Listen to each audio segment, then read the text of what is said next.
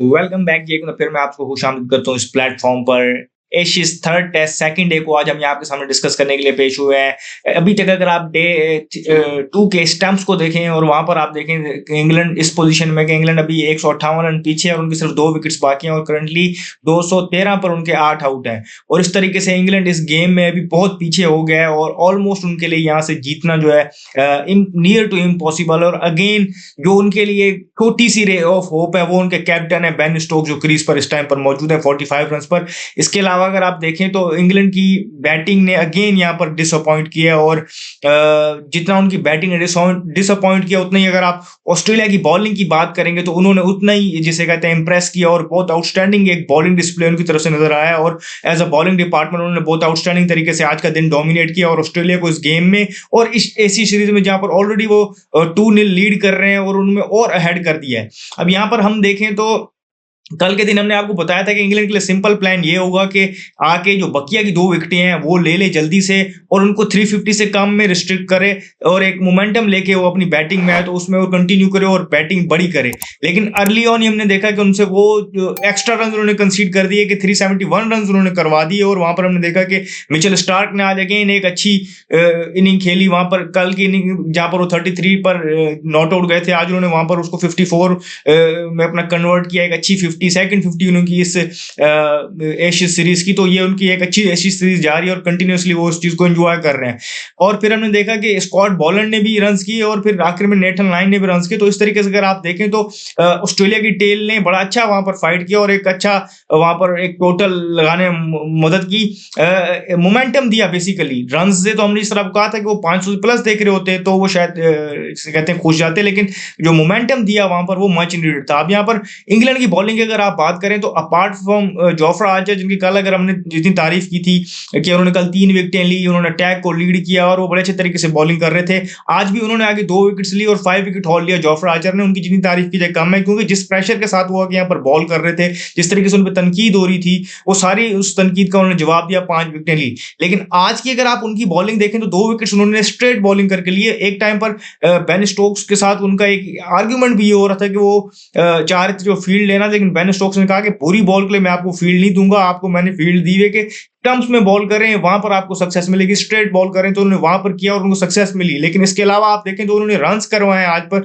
आज भी। और बाकी बॉलर्स की आप कल की बॉलिंग भी देख लें तो शॉर्ट एंड वाइड थे कंटिन्यूसली और वो जिसे कहते हैं उन्होंने जितने अगर आप देखें कट खाए हैं या फिर जितने उन्होंने down the leg side ball करके स्कोर खाए, वो आप अगर उनका पिच मैप देख लें तो आपको बयान करेगा कि कितना डिफरेंस है दोनों बॉलिंग लाइंस के दरमियान। यहाँ से अगर आप देखें आगे जब इंग्लैंड बैटिंग करने आई तो मोमेंटम ऑलरेडी उनके पास उतना नहीं था, ऑस्ट्रेलिया के पास वो मोमेंटम था। ऑस्ट्रेलिया ने वहां इंग्लैंड को अगेन एक 37 रन का स्टार्ट मिल गया था, लेकिन वहां पर हमने देखा कि पैट कमिंस जो कि इंजरी के एक ले ऑफ के बाद आ रहे हैं, पहला मैच खेल रहे हैं अपना एशियस का, यहाँ पर उन्होंने एक इम्पैक्टफुल बॉलिंग की और बड़े आउटस्टैंडिंग तरीके से अटैक को लीड किया उन्होंने। और यहाँ पर हमने देखा कि उन्होंने 3 विकेटें ली। फिर नेथन लाइन जो मैंने आपको बताया था कि उनका एक्सपीरियंस आप देखेंगे कितने एक्सपीरियंस बॉलर हैं वो। और मैंने आपको प्री मैच में बताया था कि विकेट टैली जो ऑल टाइम ऑस्ट्रेलिया के लिए टेस्ट क्रिकेट में वो मैगरा क्रॉस कर गए हैं, वो सिर्फ शेन वॉर्न से पीछे हैं, सेकंड लीडिंग विकेट टेकर हैं टेस्ट मैच क्रिकेट में ऑस्ट्रेलिया के। आज उन्होंने 2 विकेटें ली तो वो इस तरीके से उसको क्रॉस कर गए। तो आप ये देखें कि उन्होंने भी यहाँ पर आके अपने कैप्टन के लिए वो रोल प्ले किया कि जहां पर इस हीट में उनको अपने बाकी बॉलर्स को रोटेट करने में आसानी हुई। और ना सिर्फ वो उन्होंने एक एंड से बॉलिंग करते रहे और उन्होंने 2 विकेटें भी ली और क्रूशल टाइम पे ली और बड़ी अच्छी बॉलिंग की। तो इस तरीके से बॉलिंग लाइन बिल्ड होती है। और अगर आप उनके बाकी बॉलर्स की भी अगर बॉलिंग देखें तो वो बहुत ही कम आपको देखने को मिले होंगे कि उन्होंने कोई कट खाया हो या ऐसे ही कोई down the leg side bowling की हो, लेकिन मेजोरिटी ऑफ द टाइम वो बिल्कुल जिसे कहते हैं डिसिप्लिन नजर आए। तो फिर उनके कैप्टन ने जो प्लान सेट किए तो वो भी कामयाब हुए कि जिस तरीके से वो कैमरन ग्रीन को एक टाइम पर लेके आए, उन्होंने फिर हैरी ब्रूक की विकेट लेके थी जो एक टाइम पर 45 रन पर खेल रहे थे, बड़ी अच्छी इनिंग खेल रहे थे, उनको आउट कर दिया उन्होंने। इसी तरीके से आप देखेंगे जब जब इस तरीके से नेथन लाइन को लेके आए, उन्होंने पहले ओवर में 2 विकेटें लेके दी। जब उन्होंने आपको अपने आप को खुद इंट्रोड्यूस करवाया बॉलिंग अटैक में, उन्होंने भी वहां पर इंपैक्ट क्रिएट किया। स्कॉट बॉलैंड जब आए अगेन यहाँ पर एलेक्स कैरी ने अपने 100 को और अपने पिछले मैच की परफॉर्मेंस को बैक किया। यहाँ पर हमने देखा कि आगे आके जब वो कीपिंग कर रहे थे तो उन्होंने एक आउटस्टैंडिंग कैच पकड़ा वहां पर। फिर हमने देखा कि वो प्रेशर उन्होंने कंटिन्यू किया स्कॉट बॉलैंड की बॉल पे, फिर एक और विकेट मिल गई। तो ये देखें कि कैप्टेंसी की सारी चीजें आप देखें तो उनकी ऑन पॉइंट इसलिए नजर आई कि उनके बॉलर्स ने बैक किया, उनके बॉलर्स ने डिसिप्लिन बॉलिंग की और उनको रिवार्ड मिला। तो ऑस्ट्रेलिया की जितनी तारीफ की जाए वो कम है कि वो, मैंने आपको कहा था कि वो रुथलेस होंगे, रिलेंटलेस होंगे, तो वो आपको नजर आया कि उन्होंने किस तरीके से आकर आज बॉलिंग की, अपने प्लान्स को एग्जीक्यूट किया और जो जो बॉलर अपना रोल निभाने आया उसने वो अपने तरफ से 100% निभाया और फिर हमने देखा कि उनको उस पर सक्सेस भी मिली। तो ये सारी चीजें अपनी जगह पर हैं। अभी करंटली बेन स्टोक्स अगर आप देखें तो 4 घंटे तक वो अंदर लड़ते रहे, अगेन जिसे कहते हैं सिंगल हैंडली इंग्लैंड के लिए वहां पर बैटिंग में एक शेमफुल जिसे कहते हैं उनके लिए स्कोर हो सकता था जब वहां पर वो 168 फॉर 8 थे और वहां पर जोफ्रा आर्चर ने उनको थोड़ा साथ दिया। अभी दोनों नॉट आउट खेल रहे हैं तो अभी भी 158 रन बिहाइंड है और यहाँ पर उनको कम से कम भी 100 रन की लीड लेनी होगी, जो इम्पॉसिबल नजर आ रहा है। ये 158 का डेफिसिट ही वो शायद 2 विकेटों के नुकसान पर पूरा ना कर पाए, लेकिन एनी हाउ अगर वो 160 170 पे ऑल आउट हो जाए तो ये और उनके लिए शर्मिंदगी का बायस बन सकता था। लेकिन उनके कैप्टन वहां पर क्रैम्प्स के उनको पड़ते रहे, बॉल्स उनको बॉडी पे ब्लो लेते रहे, लेकिन जो उन्होंने वर्ड्स अपनी टीम के लिए बोले थे कि उनसे वो जो चीजें चाहते हैं वो उन्होंने एग्जाम्पलरी तौर पर करके दिखाई। बेन स्टोक्स ने बॉल के साथ हो या फील्ड में हो और बैटिंग में वो अकेला उस बैटल को वहां लड़ रहे हैं। और जिस तरीके से जस्टिन लैंगर ने कहा कि अगर एक बोट में 11 बंदे सवार हों तो सिर्फ एक बंदा उसको पार नहीं करवा सकता, बाकी लोगों की उसको हेल्प चाहिए होगी। लेकिन यहाँ पर अनफॉर्चुनेटली वो अकेला इस चीज को बैटल आउट कर रहा है। एटलीस्ट अगर आप बैटिंग लाइन में देखें तो बाकी तरफ से उनको साथ नहीं मिल रहा। तो बेन स्टोक्स की ये बात है। अब यहाँ इस मैच में एक और चीज भी बड़ी इंटरेस्टिंग हुई है। अभी तक हम देख रहे हैं कि जो DRS है और स्पेशली जो वहां पर सिनुको की जो टेक्नोलॉजी है उसके बारे में बड़ी बात चल रही है। हमने देखा कि एलेक्स कैरी का एक डिसमिसल था कि जहां पर वो फ्रेम का फर्क नजर आ गया और वहां पर वो उन्होंने बोला कि उन्होंने उनका लगा हुआ था एज, लेकिन टेक्नोलॉजी ने ऐसा वहां पर जिसे कहते हैं वहां पर दिखाया कि फ्रेम अलग था और आवाज पहले आ गई, तो उसकी वजह से उनको वहां पर वो बेनिफिट मिल गया।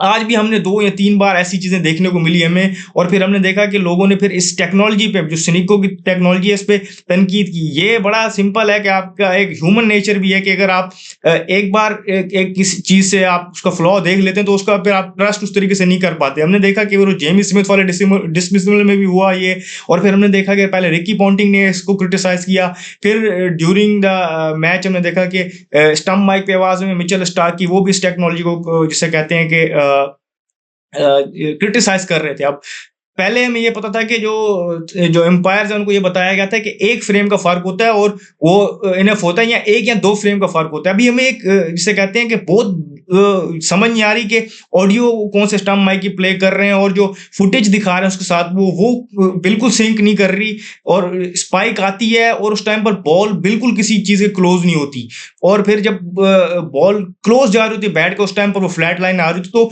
इस टेक्नोलॉजी ने शकूक व शुबात उठाए हुए हैं और यहाँ पर हम देखें तो इस पर तनकीद भी हो रही है। अब देखना ये पड़ेगा कि टेक्नोलॉजी को लाया इसलिए गया था कि जो डिसीजन है इनको मजीद जिसे कहते हैं कि फेयर किया जाए और गेम को मजीद जिसे कहते हैं एक्यूरेट किया जाए, लेकिन यहाँ पर ये शकूक शुबात खड़ी कर रही है और जायज भी है। अगर आप देखें तो अगर कल के लिए अगर आप कहते हैं कि इंग्लैंड ने बोला था इस पर सिर्फ, तो आप कह सकते थे कि वो 2-0 डाउन है और ये सारे डिसीजन, तो उसके लिए वो एक हिसाब से आप कहते हैं कि रोना पिटना कर रहे हैं। अभी आप देखें तो ऑस्ट्रेलिया की तरफ से भी चीज आ रही है, जो तो वो तो लीड कर रहे हैं, उनको तो ये बात नहीं करनी चाहिए। तो एट द मोमेंट ये जो सिनिको टेक्नोलॉजी है ये अंडर द डिस्कशन है और इस पे बड़ी तनकीद भी हो रही है और लोग कह रहे हैं कि ये उस तरीके से नहीं है कि जिस तरीके से बाकी जगहों पे आप देखें, जिस तरह इंग्लैंड में या बाकी जगहों पर अल्ट्रा एज की टेक्नोलॉजी यूज होती है और वो लोग उसको बेहतर करार दे रहे हैं इसके मुकाबले में। तो ये देखना होगा कि इसके बारे में क्या आगे चीजें होती हैं। हमने देखा है कि कंप्लेन भी लॉन्च की थी इंग्लैंड ने इस चीज पर, तो देखना होगा कि इस टेक्नोलॉजी की वजह से अगर आगे कोई और ऐसा मूवमेंट आ गया, और ऑलरेडी हमने देखा है कि 2-3 आ चुके हैं, एक और ऐसा आ गया तो इस पर मजीद डिस्कशन होगी और मजीद क्रिटिसिज्म होगा और जो गेम एक्चुअल चल रही है और जो सारी चीजें उससे तवज्जो हट जाएगी। तो अभी भी हम देख रहे हैं कि इस पर बात हो रही है और हमें भी यहाँ करनी पड़ी है। तो जो भी फर्दर अपडेट्स होंगी हम आपको यहाँ पर देंगे। इस वीडियो में फिलहाल इतना ही, मुझे दीजिए, शुक्रिया, अल्लाह हाफिज।